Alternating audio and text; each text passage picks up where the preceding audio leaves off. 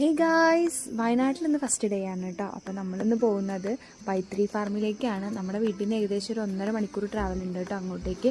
ഇപ്പോൾ പുതുതായി ഏകദേശം ഒരു 5-6 മാസമായിട്ടേ ഉള്ളൂ അവിടെ ഓപ്പൺ ആയിട്ട്.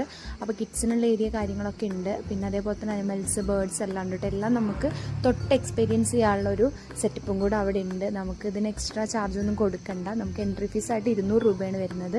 പിന്നെ ബേർഡ്സിൻ്റെ കൂട്ടിലേക്ക് അവർ കയറ്റി വിട്ടു കേട്ടോ. അപ്പോൾ അവർക്ക് കൊടുക്കാനുള്ള ഒരു ആപ്പിളിൻ്റെ പീസ് വന്നിട്ടുണ്ടായിരുന്നു. അത് കാണിച്ച് അവർ നമ്മുടെ മേലിലേക്കൊക്കെ ഇങ്ങനെ വന്നോളൂ. എൻ്റെ ക്യാപ്പിൻ്റെ മുകളിലൊക്കെ വന്നിട്ടുണ്ടായിരുന്നു കേട്ടോ.